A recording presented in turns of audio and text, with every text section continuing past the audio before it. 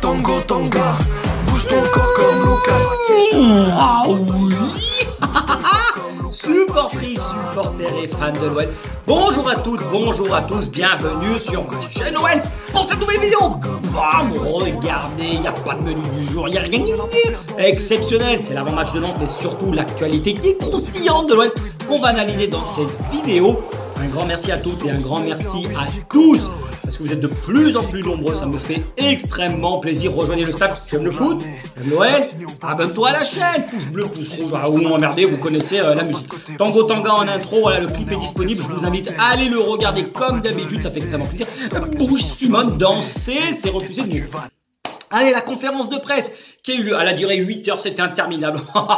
Oh ouais, il y avait la prolongation de Wendy Renard, de Maxence Cacré, Tonton, Chérou, Ponceau, la fine équipe, l'équipe Paix Sauvage, ils étaient tous là. Ah, c'était la tournée des Grands Ducs. Je vais commencer par Wendy Renard, bien entendu, c'est juste normal, honneur aux dames. Je la féliciter dans un premier temps. C'est comme une évidence, elle qui incarne la réussite sportive de l'OL féminine. Elle va la prolonger jusqu'en 2026, donc ça fera à ce moment-là quasiment 20 piges qu'elle a passé au club. Énorme bravo et très belle fierté de l'avoir rempilée. Allez, regardez un peu son palmarès, m'emmerdez pas, faites le boulot, je peux pas tout faire, hein. C'est vertigineux son palmarès, plus de 100 matchs en Ligue des Champions, 400 avec l'OL pour 130 buts, même plus en détail, mais un dévouement et un attachement à notre club. L'histoire continue et elle est belle, et elle le sera d'autant plus que cette année, on est en lice pour faire le doublé championnat où le titre nous tend les bras. Et Ligue des Champions samedi 19 mai, 19h sur TMC, canal 118, c'est en clair. Donc c'est hors de question que vous ne regardiez pas ce match, on doit tous être derrière elle face au Barça. C'est Margoton et Lizarazu aux commentaires. Au-dessus, c'est le soleil, hein, Dieu bénisse. Ah, c'est que des bons souvenirs. Donc, s'il vous plaît, regardez bien tout ceci. Pour la partie masculine, bon, prolongation de Maxence Cacré jusqu'en 2026, 300 patates, la vérité, les poches sont pleines, merci, au revoir. Ah, tu prends une part de gâteau, ça fout le camp. Excellente nouvelle dans un premier temps, parce que, voilà, c'est un joueur qui est censé incarner le nouveau projet et le renouveau de l'Olympique Lyonnais. Et hormis quelques matchs cette saison, mais comme beaucoup, c'est arrivé, hein, voilà, c'est comme ça.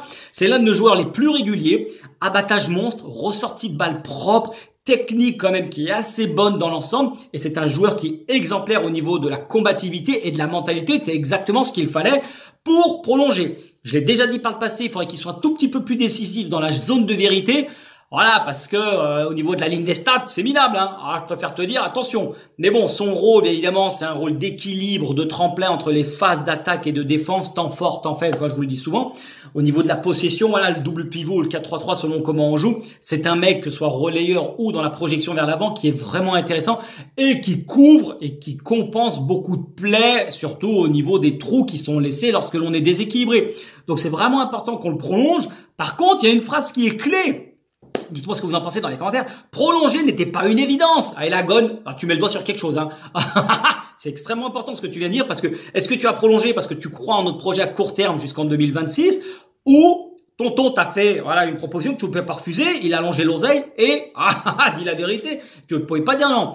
Donc, je veux bien que tu aimes la ville, tu as été formé ici, tu es un pur gone, mais on sait tous comment ça va finir. Donc, tôt ou tard, tu vas quitter le club. Donc, c'est vraiment important de comprendre pourquoi il a décidé de prolonger, ce qui te donnera beaucoup plus d'idées sur la suite des événements. Parce que tous ceux qui étaient là hier ont dit et sont d'accord, voilà, la saison, c'est écroulement absolu, on est à la ramasse. On s'est vraiment vautré de A à Z et en grande pompe, en beauté. Donc, on n'a pas été à la hauteur sur beaucoup de matchs, certes, mais c'est bien de le reconnaître. Par contre, des paroles aux actes, s'il vous plaît. Les paroles, c'est bien, les actes, c'est beaucoup mieux.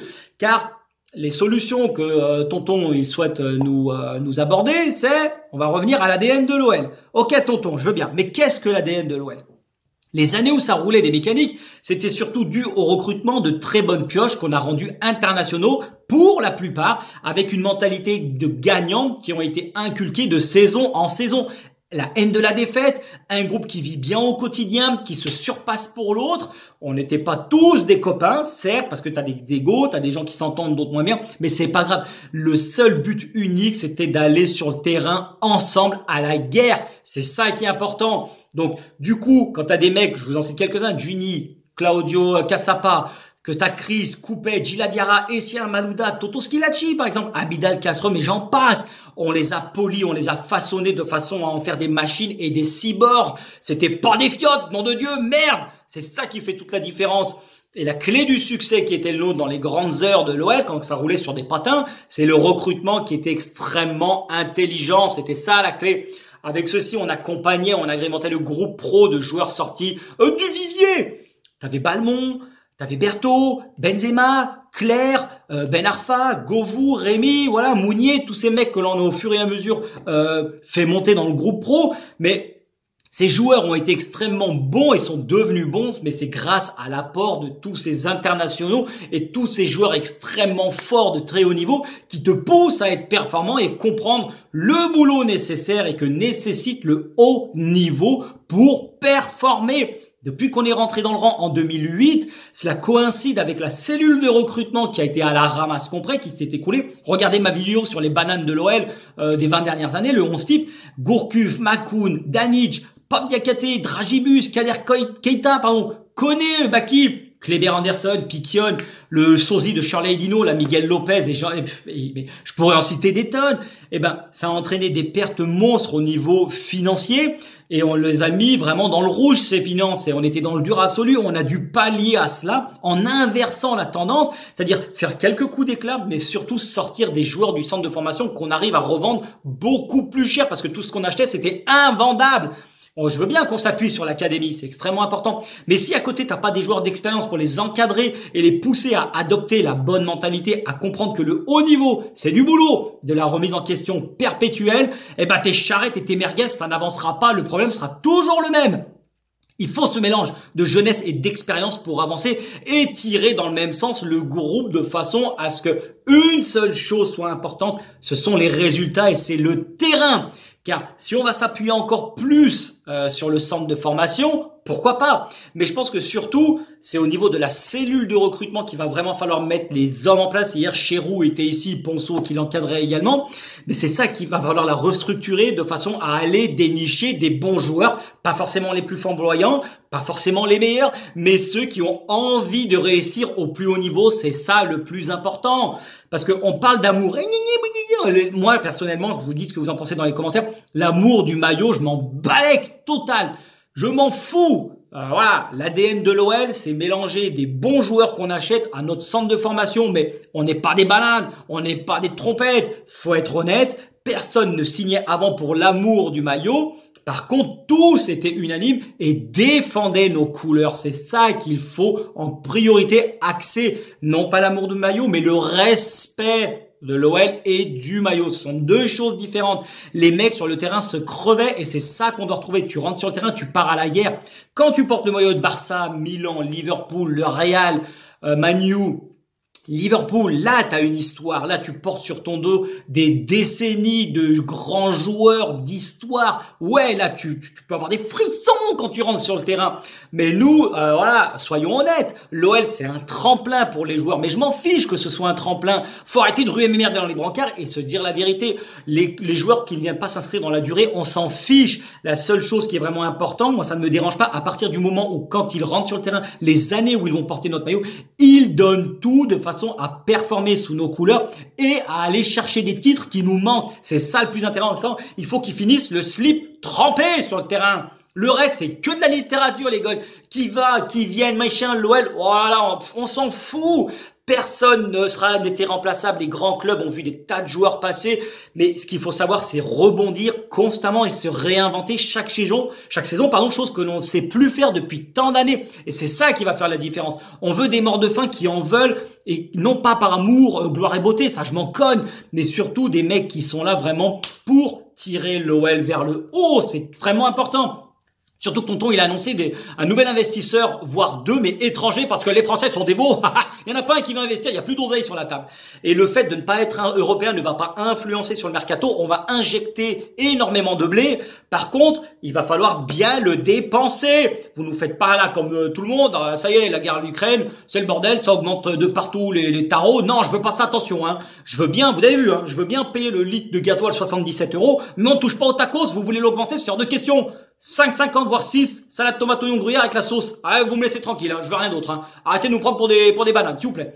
Mais la prise de risque, elle va être assez importante, mais puisque on va rien changer en interne, d'après ce que j'ai entendu hier, quel va être l'effet escompté? La conférence de presse, elle a mis en avant beaucoup de choses qui ont été dites, qui sont révélées, mais par contre dans la structure et dans l'organigramme, il n'y a aucune modification qui vont être prévues. Donc Kezako, les gars, j'attends de voir ça.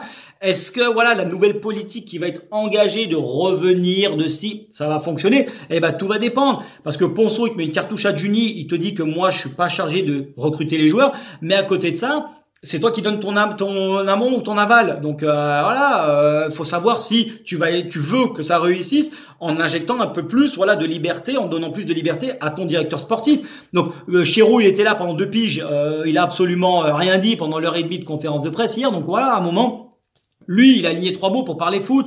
Mais Ponceau, t'es arrivé en 2012, le dernier titre de l'OL c'était en 2012. Donc bon, je veux bien faire un petit rapport et un rapprochement, mais l'essentiel c'est que j'ai pas senti hier dans cette conférence de presse vraiment, c'est un discours politique, mais que chacun prenne conscience et prenne mesure de ce que l'on est en train de vivre au sein de l'Olympique lyonnais.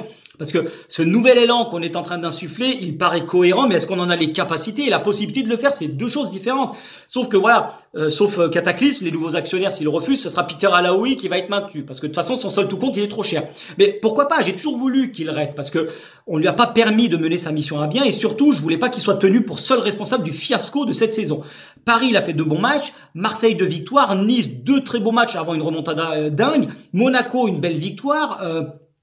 Dans le derby, il a gagné, il en a sous la semelle. Il a mis Luqueba, il a mis le Dolce Gusto, Cacré qui est un titulaire régulier, même s'il y a encore une phase d'apprentissage, bien entendu. Mais sa saison, elle est un fiasco, faut pas se mentir. Et repartir sur un nouveau cycle avec le même entraîneur, est-ce que c'est une fausse bonne idée? À voir. Il va réussir à s'imposer, à imposer ses idées à un groupe, car il paraissait tellement perdu cette saison, on peut en douter. Sa dernière conférence de presse, il te dit, je comprends même pas pourquoi les joueurs n'y arrivent plus. Mais quel constat d'échec, t'as qu'une envie, c'est d'écrouler la buvette quand t'entends ça. Surtout que maintenant, il te dit, je connais la Ligue 1. Mais t'as pas bossé, Peter. T'es arrivé les mains dans les poches. C'était voué à l'échec d'avance. Si t'arrives, tu connais même pas la Ligue 1. Ça fait 10 mois que t'es ici, c'est maintenant que tu t'en rends compte. Mais c'est pas possible. Il y a aucune préparation, aucune connaissance du foot. T'es arrivé comme au quartier, avec tes schlaquettes aux pieds, les mains dans les poches. Eh non, on va renouveler l'effectif, je veux bien, il y aura un sacré renouvellement, mais on va pas changer 25 joueurs, il y en aura 7, 8, voire 10 qui vont partir. Mais les joueurs qui vont rester, qui étaient là l'année passée, est-ce qu'ils vont t'écouter cette nouvelle saison, alors que l'année dernière, pendant 12 mois de compétition, il s'est rien passé, donc j'en doute, mais j'y crois forcément, parce que chaque saison peut être différente, et l'année prochaine, ça sera encore différent. Mais quand on voit le match de Marseille et de Metz, c'est exactement la même équipe, tu passes de 0-3 au Vélodrome, merci au revoir, à perdre 3-2 chez le dernier qui a pas gagné un match depuis 6 mois, tu te dis, il y a quand même des choses qui clochent. Mais est-ce que, on va faire la pire saison, c'est sûr, en 25 ans, avec une 6e place au mieux? C'est un mal pour un bien, parce que la chute, elle était entamée depuis un long moment. Aujourd'hui, c'est lui qui paye les pots cassés, mais ça serait arrivé avec n'importe quel autre entraîneur. Il faut également renouveler le staff, c'est extrêmement important, parce que le message ne passe plus, que ce soit l'entraîneur des gardiens, attaque, machin. Il faut que toute la cellule autour de Peter Alaoui change. Il faut qu'on reparte sur un nouveau projet. Tonton, il va rester aux commandes, il l'a dit. Pourquoi pas? Parce qu'il n'y a pas plus amoureux de l'OL que lui. Mais il comprend pas que tu aies attendu que ce soit à feu et à sang dans les tribunes, que ce soit un zoo à ciel ouvert, pour réagir et te dire ouais, ça va pas. Tu aurais dû t'en rendre compte beaucoup plus tôt qu'il y a vraiment des choses qui clochent, sachant que maintenant en Ligue 1, tu as quand même beaucoup de structures au niveau des clubs qui sont parfaitement huilées. Marseille, Monaco, Nice, Paris. Paris déjà qui prend une place sur le podium, il en reste plus que 2. Et ben nous, on continue à régresser à fur et à mesure que les autres progressent. Donc il faut vite resserrer l'écart, parce que les concurrents, eux, sont là. T'as toujours une belle surprise en Ligue 1, donc nous, faut prendre le train en marche, c'est maintenant ou jamais. Et on finira sur ça, amis supporters. Hormis la saison Covid, depuis 25 piges, depuis 98-99, une seule fois hors du top 4, on a fini 5e sous Rémi Garde et 18 fois sur le podium. Donc c'est vraiment la première fois qu'on va se planter sportivement. Ce qui est dommage, c'est qu'on a fait 3 finales de Coupe de la Ligue et on a gagné un seul trophée depuis 2008. C'est une Coupe de France en 2012, donc c'est trop peu. C'est ces trophées qu'il faut aller chercher. On doit être capable de gagner 4-5 matchs pour aller soulever une coupe. Donc c'est ça qui manque, et c'est vraiment ce nouvel élan qu'il faut insuffler. Et pour finir, Tonton qui se compare à la Juve, Milan, Atlético, machin. Les mecs, arrêtez d'être bêtes, s'il vous plaît. Un minimum, réfléchissez si vous en êtes capable. Il se compare pas à ces clubs sportivement. Il part du principe où n'importe quel club forcément connaît des trous. Et nous, c'est vraiment le premier trou que l'on connaît, parce que tous ces grands clubs se sont restructurés, ils étaient dans l'anonymat. En France également, t'as Marseille, Paris, Monaco, Lens, Strasbourg, Saint-Étienne, Bordeaux. Regardez dans quel état ils sont, c'est le goulag absolu. Il y en a, ils sont descendus en Ligue 2 pour mieux remonter. Et ben nous, c'est exactement ce qu'il faut faire. Liverpool en Angleterre, alors bien évidemment, ce sont des championnats beaucoup plus relevés, mais en vous citant ces clubs, c'est pour vous dire qu'en France, ça peut arriver à n'importe quelle équipe. Sauf que nous, sur les 25 dernières années, c'est la première saison qu'on se plante. Je mets la saison Covid qui s'est arrêtée avant. Mais Liverpool, entre 2009 et 2018 de mémoire, ils ont fait une seule fois le podium, Ligue des Champions. Tout le reste, c'était 6, 7 ou 8e. Donc vous voyez, ça peut prendre du temps, ça peut arriver à n'importe quelle équipe, mais l'essentiel, c'est de pouvoir rebondir. Ça peut prendre du temps, mais nous, on n'en a pas du temps parce que économiquement, voilà, depuis qu'on est entré en bourse, ça fait 15 ans, et ben derrière, il faut des résultats absolument rapides. Et évidemment, on va pas retourner à Tola-Vologe ou à Gerland, les gars, c'est pas possible. Par contre, une chose est sûre, c'est que pour reconstruire un club, il faut le soutien de tous les supporters ensemble. Je comprends que vous soyez mécontents, je comprends que vous puissiez l'afficher, mais une chose est sûre, c'est en restant fidèle à nos couleurs qu'on arrivera à s'en sortir et qu'on remettra l'OL au cœur du village, c'est-à-dire septuple champion de France, et c'est là où on doit être, sur le podium. Allez les gars, c'est tout pour aujourd'hui. Un grand merci à toutes, un grand merci à tous. N'oubliez pas, l'Olympique Lyonnais est et restera une formidable raison d'être heureux. Passez un bon match et un bon week-end. On se retrouve pour le débrief lundi. Allez, tchuss les gars.